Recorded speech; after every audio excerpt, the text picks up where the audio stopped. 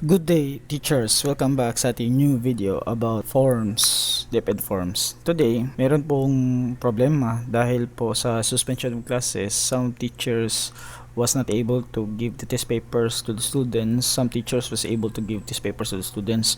So meron pong directives yung DepEd regarding po dito. Kapag hindi po nabigyan yung bata yung test papers, it could be possible na i-compute na lang po yung remaining grades niya, first quarter, second quarter, third quarter, divided by 3. Tapos yun po yung grade na ipapatak niya sa fourth quarter. However, there are some districts and divisions na meron po silang DepEd memorandum na kung hindi, let's say, nabigyan yung bata, meron pong option si teacher. Pwedeng magpe-print po siya ng hard copy ng test paper, tapos ibibigay niya door to door sa bawat estudyante niya, at tapos balikan niya lang yung test paper in the next morning. At meron ding pangalawang option is that gagawa si teacher online test paper. Available lang po ito sa mga bata merong internet access. Kung walang internet access, yun po yun sa unang sinabi ko na mag door to door yung teacher, bigyan yung test paper. So today I'm going to show to you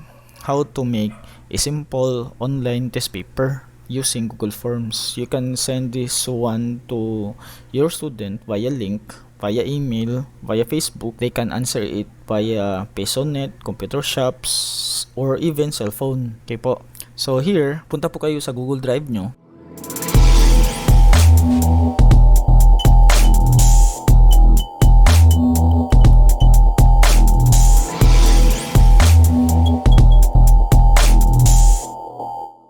Click New, click More, click Google Forms.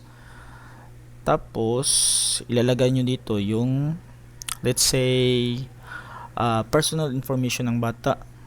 Okay po. So, but before that, we're going to click the settings first. So, we're going to make this one a test paper. So, quizzes, make this a question. Make this a quiz. Sorry. So, yun. Tapos po sa presentation, don't forget to shuffle order. Okay po. Shuffle order. Okay. Here. Okay, no need to put the email address kasi mayroong mga bata na walang email address. So here, yun na lang po. Confirmation message. Let's say thank you for answering the test paper.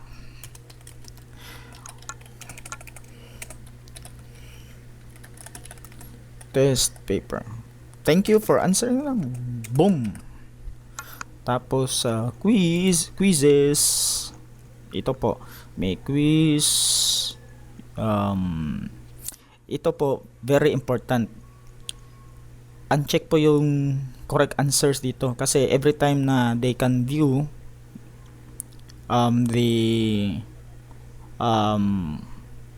tapos yung point values, you uncheck na lang po para po walang clue.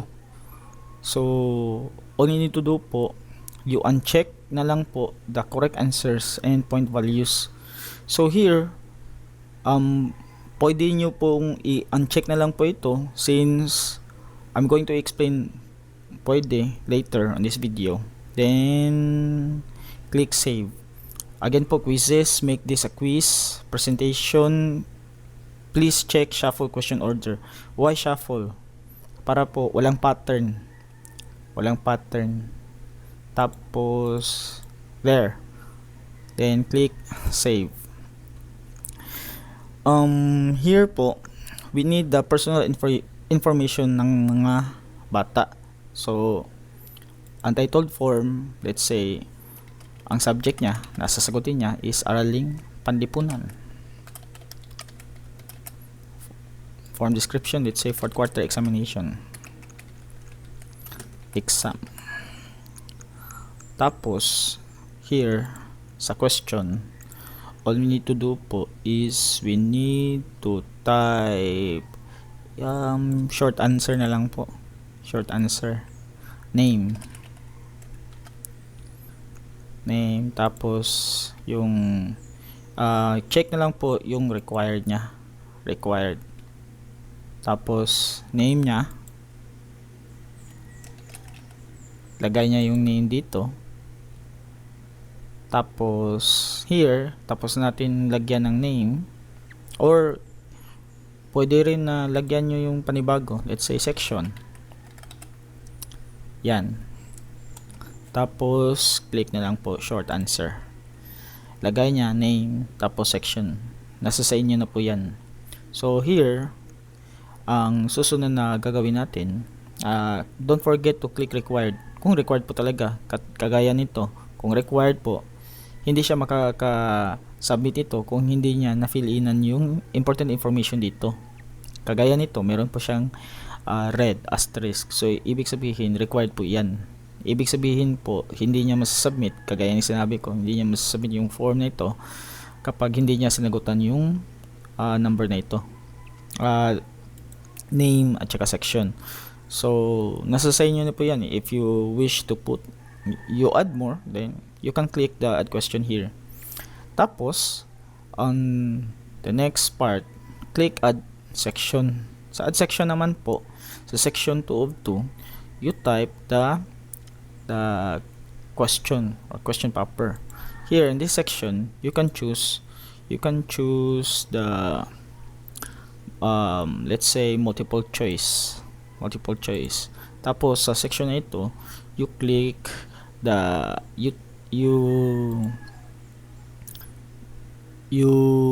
what you call this one copy the question and then paste it here.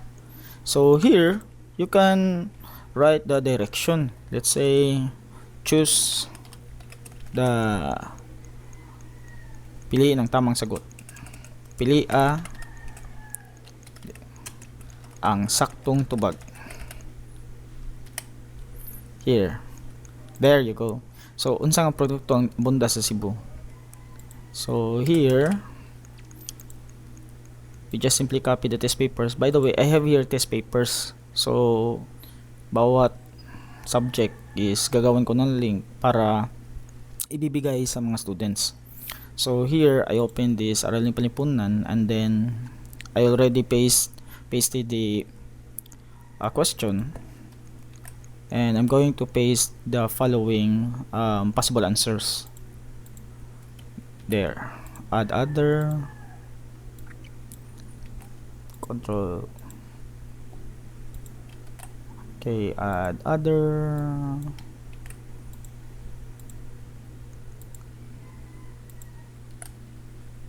okay. So ito na po yun. Don't forget to click required. Then ito po, since we make this one into a question, all you need to do po is click the answer key.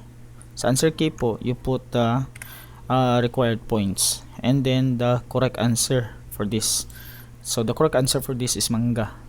So I click manga. Then after that, you press done. Again po, put the desired number of points. Let's say 2 points here.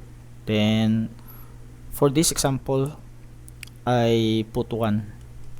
Then I choose the correct answer, manga. Then click done. Okay, so we proceed to number 2. Click add. Then go to your test paper, copy, paste, selection Cebu, paste, add other, Bohol, paste, Negros Oriental, paste, required answer key, put 1 point, Lalawigan, Tubo, Negros Oriental, click done. Next question. So here, copy, paste, option 1, banana chips, add other,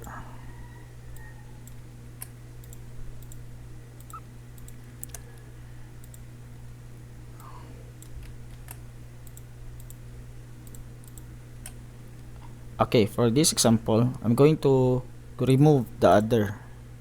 So click required, click answer key, Sikiho, that is banana chips, click Oops, we forget something. Why? We did not put number of points. Don't forget to put number of points. Again, review this one. Okay, there, done. Meron pong 1 point, 1 point dyan. 1 point here. Kita nyo? Merong 1 point. That means to say, you are all good. So, we proceed to number 4. Question number 4.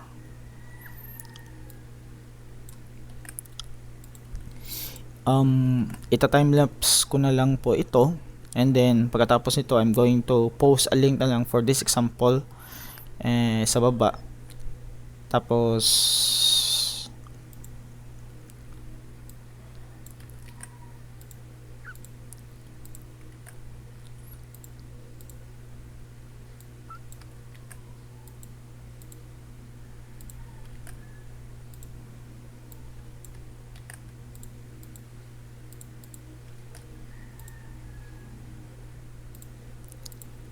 required number of points, done.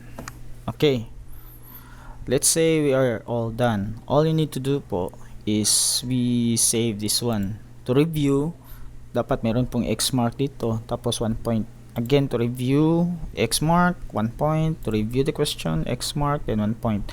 1 point for number of correct answers. 1 point for number of points. Tapos, check for the correct answer. So all we need to do po is we need to save this one. Don't forget to type the untitled form Araling Palipunan, then click send. You can send this one via link or shorten URL. You copy this URL, you copy, and then you can send this one to Facebook or Twitter. So for this example, I'm going to send na lang or open na lang this link in the web browser para makita nyo. So here, so yun, all you need to do po, ito na po yung actual na makikita ng mga bata if they paste the URL or click the URL. So they need to type the name, then press next. Nakita nyo walang section? Back. Walang section Bakit? Bakit walang section? Ayun naman pala. Walang section So here we need to add, let's say, section. Tapos short answer, this is required. Okay, done. Click send, shorten URL, click this one, copy, then we paste this one to our web browser. Ito na po yung makikita ng student. So here, bakit ganito? Nauna pa yung section. So I'm going to edit it. So here, bakit nauna yung section? Nauna naman yung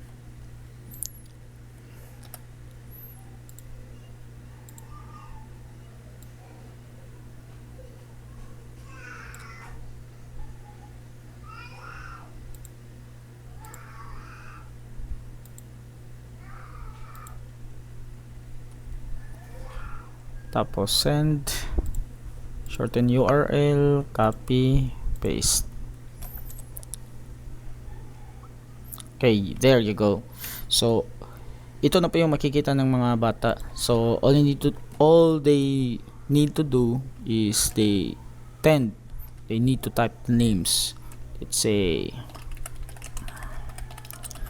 then the section, then press next.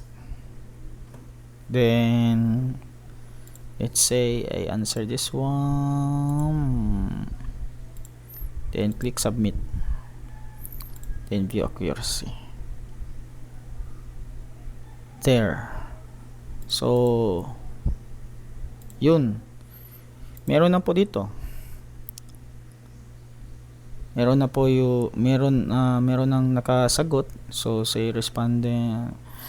So all we need to do, let's say tapos na po yung mga bata na nasagutan yung tapos na sa lahat ng mga bata na sagutan yung test paper. All you need to do po is you click this one, the green button, then create spreadsheet, then create. Tapos yun,